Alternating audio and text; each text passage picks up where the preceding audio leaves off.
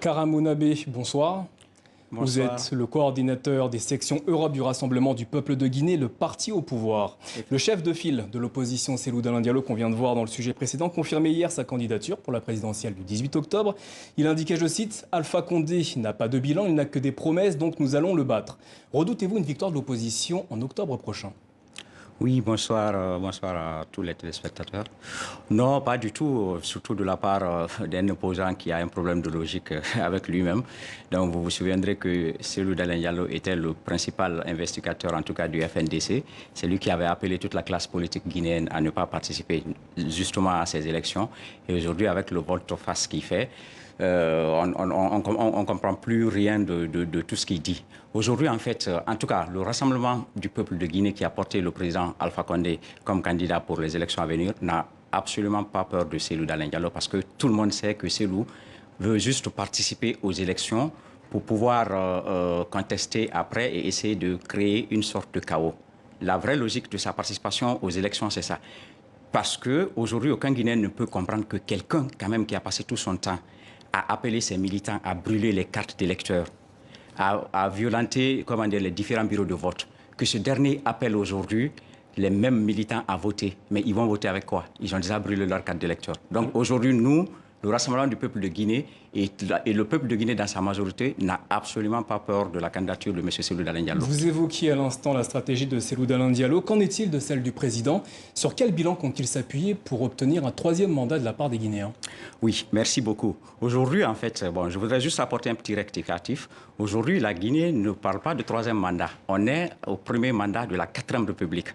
Donc aujourd'hui, en termes de bilan, contrairement à tout ce que cette classe politique, en tout cas qui est connue de toute la Guinée et de toute l'Afrique, dit, le président Alpha Condé a eu en 10 ans le bilan le plus positif de tous les chefs d'État qui sont passés.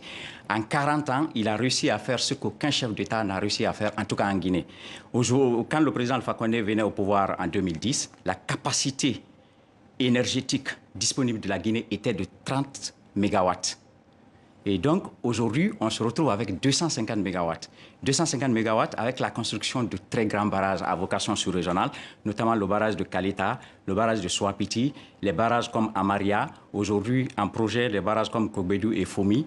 Et ça, c'est uniquement le côté énergétique. Je peux vous parler aussi des routes. Aujourd'hui, la Guinée est à peu près à 2000 km de routes nationales qui sont en reconstruction, dont 1100 km de routes préfectorales et 250 km de voiries urbaines. Sur le plan économique, le président Alpha Condé a réussi pour la première fois dans l'histoire de la Guinée à faire en sorte que la Guinée atteigne le PPTE avec le FMI.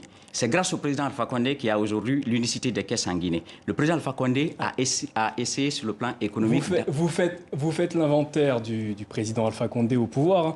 Ça fait 10 années qu'il est à la tête du pays, la Guinée. N'était-ce pas suffisant à vos yeux? Non, mais la question devrait se poser autrement. Aujourd'hui, il y a des présidents qui ont fait une vingtaine ou une trentaine d'années au pouvoir. Et pourquoi on ne parle jamais de ces présidents? Alors que le président Alpha Condé est arrivé au pouvoir il y a à peine 9 ans. Ça ne fait pas exactement 10 ans encore. Peut-être que c'est lié à l'histoire d'Alpha Condé, qui était un opposant historique et qui avait un certain discours à une certaine époque. Oui, effectivement. Ce que le discours du président Alpha Condé disait toujours que il prône la démocratie en République de Guinée. C'était le patriotisme, le panafricanisme et le développement de la démocratie en Guinée.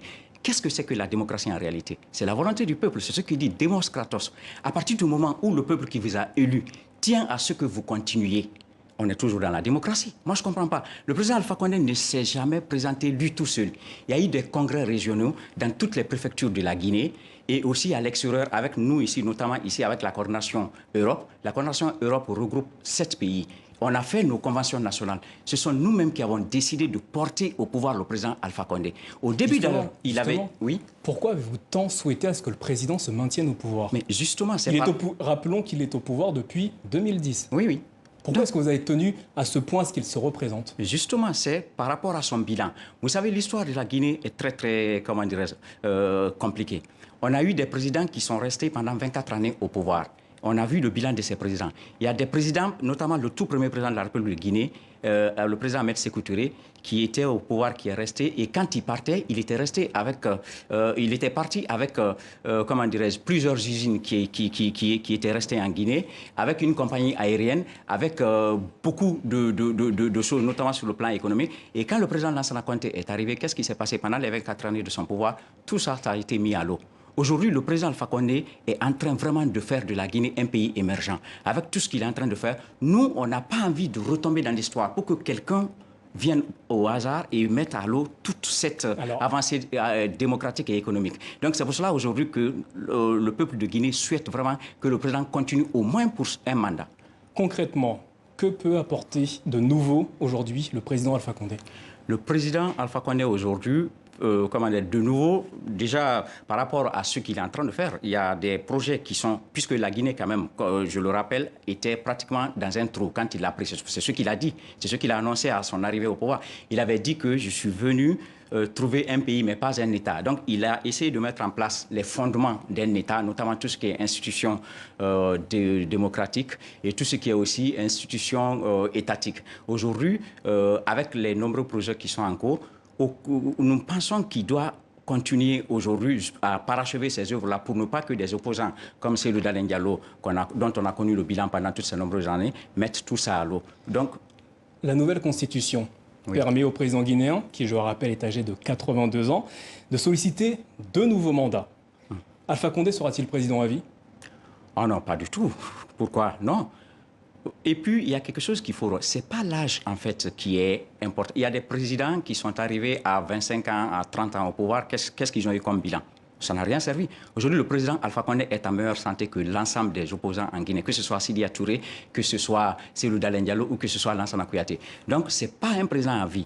À partir du moment où on est dans la démocratie, puisque c'est la Constitution, l'ancienne Constitution qui lui a permis de se présenter, il n'y a absolument aucun problème à la fin de son mandat. À partir du moment où le peuple ne voudra plus de lui, il n'y a aucun problème, il partira. Mais tant que le peuple voudra de lui, non, oui, il sera là.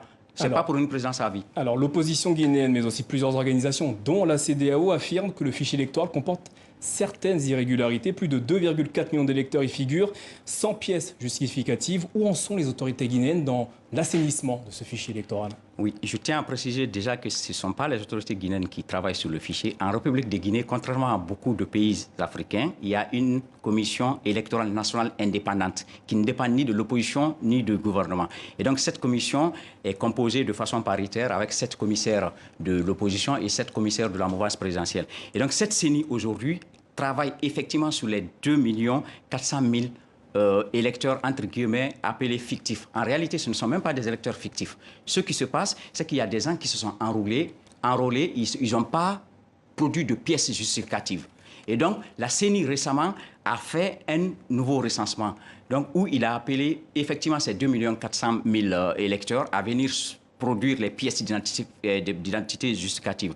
Et ces pièces-là ont été produites aujourd'hui sur les 2 400 000. Je vous informe que la CENI a pu faire revenir devant les machines 300 000 personnes. Et les 300 000 personnes ont été donc enrôlées à nouveau. Le reste, les 2 100 000, ont été complètement extirpés du fichier. Aujourd'hui, il n'y a aucun problème de ce côté. Donc avec ce fichier électoral, vous pouvez garantir la fiabilité, la transparence du scrutin présidentiel du 18 octobre? Oui, oui. Qu'il y ait ce fichier ou pas, les élections ont toujours été transparentes en Guinée. C'est ce qui fait d'ailleurs que la Guinée est l'un des rares pays où l'opposition a pratiquement le même nombre de députés, en tout cas dans l'ancienne Assemblée nationale, que la mouvance présidentielle. Ça, c'est vraiment rare en Afrique. Ça témoigne déjà de la transparence. Et effectivement, avec ce nouveau fichier qui était, entre guillemets, qualifié de problématique, ben non, à partir du moment où les 2 100 000 qui n'ont pas produit leurs pièces justificatives ont été extirpés, on est dans un fichier sain et correct. Et les experts de la CEDEAO qui sont actuellement en Guinée d'abord, qui ont travaillé là-dessus, vont le certifier très bientôt. Merci, Kara Monabé, d'avoir répondu à nos questions ce soir.